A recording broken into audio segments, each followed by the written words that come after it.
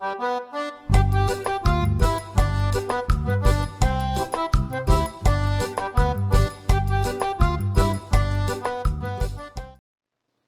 alunos, tudo bom com vocês? Estamos começando a nossa videoaula de História, que o nosso assunto é o capítulo 2, o nosso livro didático, capítulo 2, o início da República no Brasil, que vai da página 34 até a página 37, e que no primeiro momento, espero que vocês estejam bem e fiquem bem.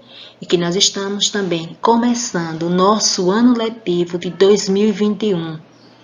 Embora nós já começamos a estudar, mas que o ano letivo de 2021 começa com esta videoaula que vocês estão agora na série nono ano. Eu sou a professora Damiana. Espero que vocês estejam bem e fiquem bem. Como o nosso assunto é o início da República no Brasil, eu gostaria de chamar a atenção de vocês, que vocês reflitam o que é que vocês entendem por república. O que é república? Claro, se a gente for ao dicionário, nós vamos encontrar vários significados para a palavra república. Mas, puxando para o nosso assunto, república é o sistema de governo. O Brasil, o sistema de governo no Brasil, o sistema de governo na qual nós estamos regido, o povo brasileiro, é a república. Então, república é o sistema de governo no qual o povo escolhe os seus representantes através do voto. E que a República no Brasil foi proclamada em 15 de novembro de 1889. Ao longo da história do nosso país, Brasil, nós tivemos dois sistemas de governo. O primeiro sistema de governo, a monarquia, que é diferente da república. A monarquia, como o próprio nome diz, mono, só um governa. O poder é vitalício, hereditário, passado de pai para filho. Por isso que a monarquia, ela vai se instaurar no Brasil a partir de quê? De 7 de setembro de 1822, que é o ano que o Brasil deixou de ser colônia de Portugal e passou a nascer como país, como nação. Então, nós tivemos o nosso primeiro sistema de governo, monarquia. E que o segundo e atual sistema de governo que nos rege, que rege todo o povo brasileiro, é a República, que foi proclamada em 15 de novembro de 1889. O Brasil deixou de ser uma monarquia e passou a ser república. E o período que nós vamos estudar, periodizando, vai ser de 1889 a mais ou menos 1930, que esse período também é chamado Primeira República ou República Velha. E que república, não é? Voltando, um sistema de governo no qual o povo escolhe o seu governante através do voto. Por isso que o nome, nós somos uma república e uma república presidencialista, porque quem governa, o chefe do governo brasileiro, o chefe do Estado brasileiro é o presidente. Então, por isso que o nome oficial do nosso país é República Federativa do Brasil, que nós somos uma república e nós somos uma federação. Federação quer dizer, explicando bem rápido, bem breve, é que os estados brasileiros, eles têm uma certa autonomia, uma certa liberdade de seu governo próprio, de ter suas leis próprias, mas tudo isso relacionado, ligado ao governo central, ao governo federal. Então, o Brasil é uma república porque o chefe do Estado é eleito pelo povo, é um mandato, que o mandato de governo do nosso país, de acordo com a nossa Constituição, é de 4 em 4 anos, e é presidencialista, porque o presidente da República é o chefe do Estado e também chefe de governo. O Brasil tem um sistema, não é? Então, por isso que nós vamos ver alguns acontecimentos, né, do período chamado a Primeira República no Brasil ou República Velha. Que aqui nós temos aqui no nosso livro, vai ter introdução dizendo assim: a decadência do regime monárquico no final do século XIX criou condições para a implantação da República no Brasil. Neste capítulo, vamos analisar o contexto brasileiro em que foi proclamada a República, assim como as mudanças e permanências que marcaram a transição do século XIX para o século XX. Que vocês estão aí no livro didático, que chama até a atenção que vocês observem a imagem da página 35. E essa imagem aqui é justamente uma imagem que eu trouxe, fazendo jus a esse período da República, que quando foi proclamada a República no Brasil, que esta imagem que vocês estão vendo é a imagem do Rio de Janeiro, porque o Rio de Janeiro era a capital do Império, não é? E que também vai ser a capital da República. Então, vamos agora para os nossos slides. Temos aí videoaula de História, 9º ano, professora Damiana, capítulo 2, o início da República no Brasil, destacando da página 34 até a página 37.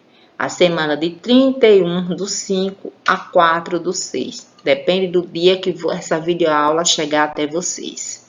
De acordo com o horário aí, né? Então, vamos.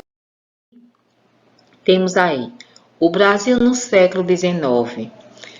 Com o advento da produção cafeeira, que a gente pode também destacar, já vou destacando, que vocês se atentem, que nesse período que foi proclamada a República no Brasil, que o Brasil deixou de ser uma monarquia e começa a nascer com esse regime de governo chamado República, que até nos dias de hoje o Brasil é uma república, se bem que, né, do ano que foi proclamada a República até os nossos dias, esse sistema de governo passou por várias mudanças, por várias transformações, e que o principal produto que o Brasil exportava era o café.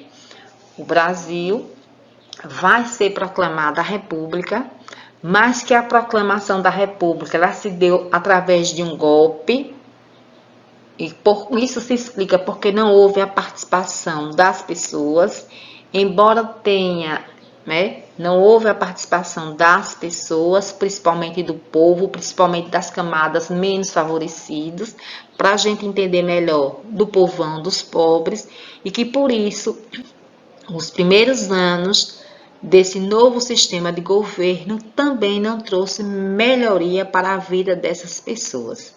Foi um período marcado por extrema miséria e que por muita também violência. E que o Brasil ainda era um país agrário exportador.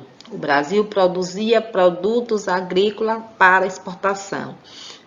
Que nesse período, o principal produto que o Brasil exportava, que vendia, era o café.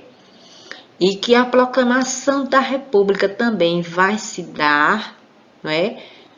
Também pelo incentivo dos grandes proprietários de terra do Brasil nesse período. Lembra que eu falei que foi um golpe? Esse novo regime, ele nasce através de um golpe, justamente de um golpe das elites, dos grupos que dominavam as questões políticas no Brasil e também as questões econômicas.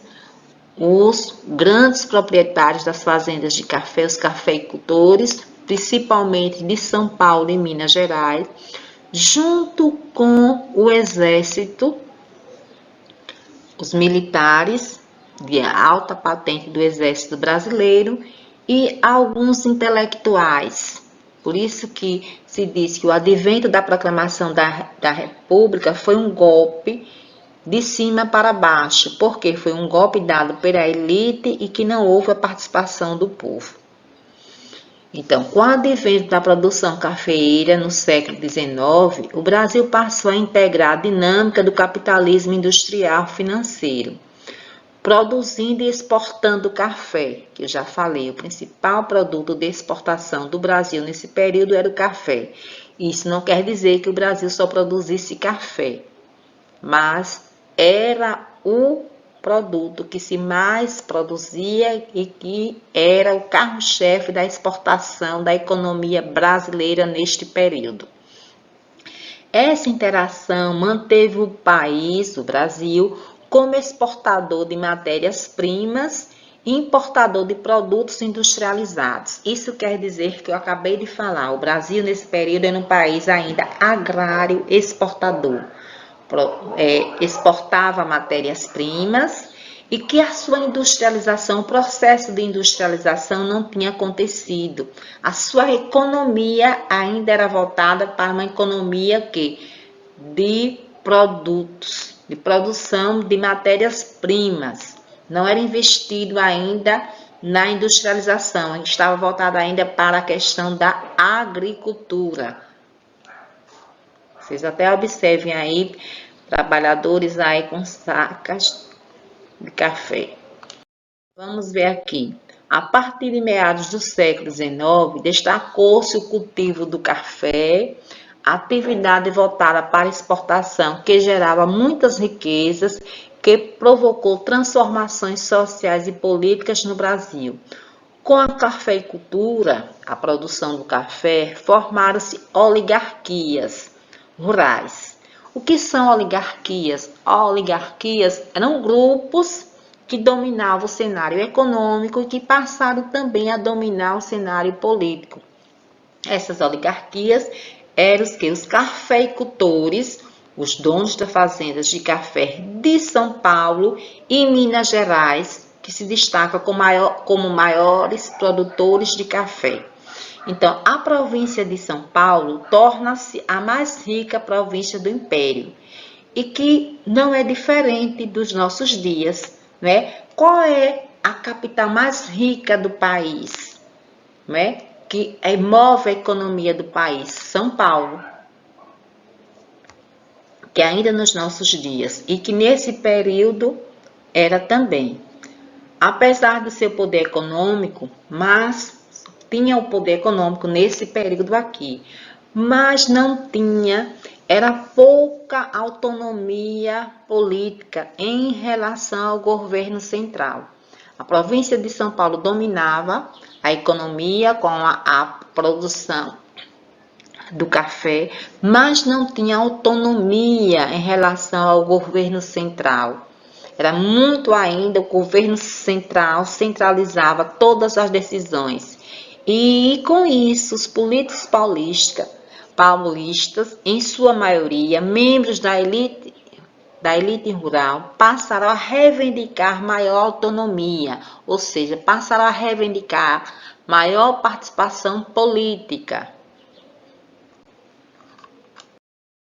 Então, as disputas pelo poder político, além da oligarquia cafeeira, esse grupo, pequeno grupo dos grandes fazendeiros, os grandes cafeicultores, os donos de fazendas de café, os militares, principalmente do exército, que ocupava a alta patente do exército brasileiro, também começaram a ficar descontentes com o regime monárquico.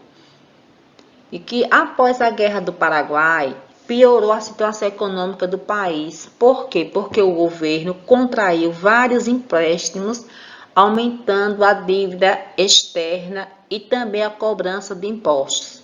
O Brasil se envolve na Guerra do Paraguai, A Guerra do Paraguai, uma guerra que vai ter muito gasto.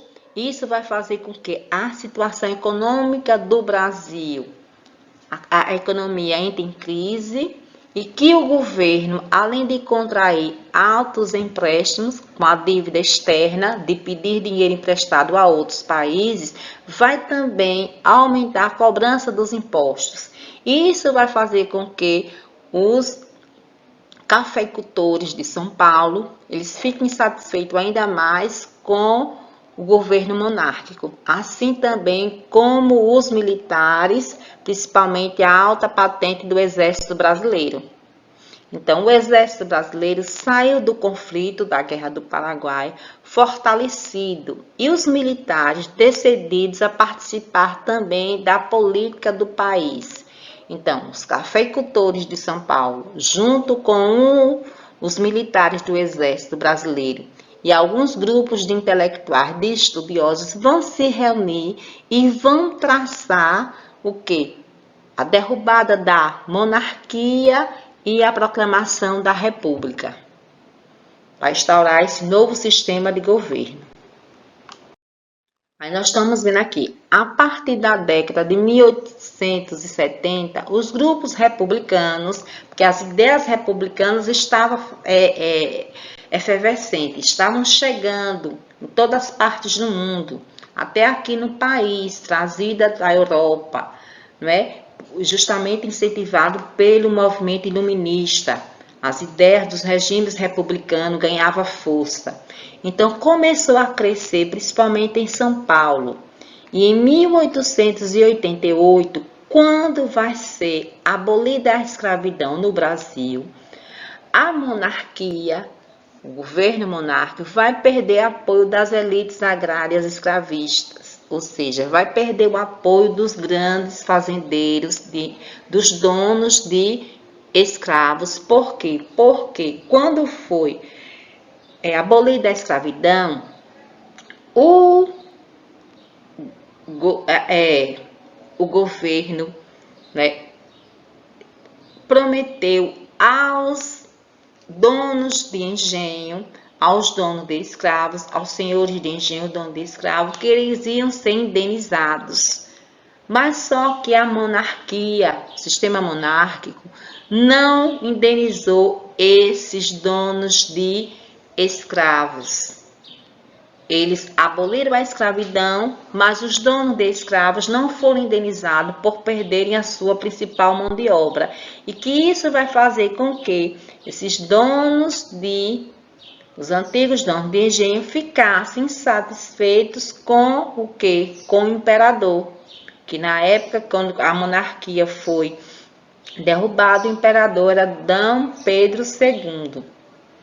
Então, eles ficaram insatisfeitos. Isso vai fazer com que eles se reunissem aos setores do exército, se aliassem aos republicanos paulistas e deram um golpe do Estado que derrubaram a monarquia e proclamaram a República. Em 15 de novembro de 1889.